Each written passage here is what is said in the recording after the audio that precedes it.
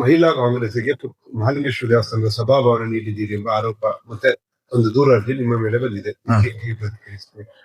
ನೋಡಿ, ಮಹಾಲಿಂಗೇಶ್ವರ ದೇವಸ್ಥಾನದಲ್ಲಿ ನಾವು ಈವರೆಗೆ ನಮ್ಮ ಸಮಿತಿ ಬಂದ ನಂತರ ನಾವು ಯಾವುದೇ ರಾಜಕೀಯ ಮಾಡಲಿಲ್ಲ. ನಮಗೆ ಎಲ್ಲ ಪಕ್ಷದವರನ್ನು ನಾವು ಭಕ್ತರಂತ ಪರಿಗಣಿಸಿದ್ದೇವೆ. ಭಕ್ತರಾಗಿ ಇಲ್ಲಿ ಮಹಾಲಿಂಗೇಶ್ವರ ದೇವರ ಭಕ್ತರಾಗಿ ಎಲ್ಲರೂ ಕೂಡ ಇಲ್ಲಿಗೆ ಬಂದಿದ್ದಾರೆ.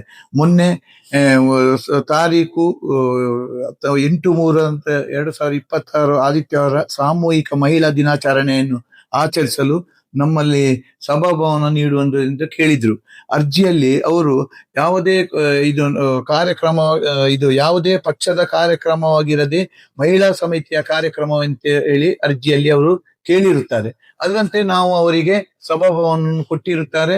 ನನ್ನನ್ನು ಕೂಡ ಆ ಕಾರ್ಯಕ್ರಮಕ್ಕೆ ಆಹ್ವಾನಿಸಿದ್ದಾರೆ. ನಾನು ಕೂಡ ಆ ಕಾರ್ಯಕ್ರಮಕ್ಕೆ ಹೋಗುವಾಗ ನನಗೆ ಅಲ್ಲಿ ಬ್ಯಾನರ್ ಅಲ್ಲಿ ಕಾಂಗ್ರೆಸ್ ಮಹಿಳಾ ಅಂತ ಹೇಳುವುದನ್ನು ಕಂಡಿದೆ.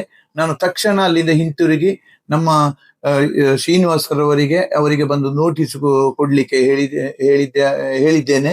ಅದರಂತೆ ನಾವು ಯಾವುದೇ ಒಂದು ರಾಜಕೀಯ ಚಟುವಟಿಕೆಗಳನ್ನು ಇಲ್ಲಿಗೆ ಮಾಡ್ಲಿಕ್ಕೆ ಯಾವುದೇ ಪಕ್ಷದವರಿಗೂ ಅನುಮತಿಯನ್ನು ನಾವು ನೀಡಲಿಲ್ಲ, ಇನ್ನು ಮುಂದೆಯೂ ನೀಡುವುದಿಲ್ಲ. ಈಗ ಮಹಿಳಾ ಸಂಘಟನೆಗಳು ಕೊಟ್ಟ ಅರ್ಜಿ ಕಾಪಿ ನಿಮ್ಮ ಹತ್ರ ಇದೆಯಾ?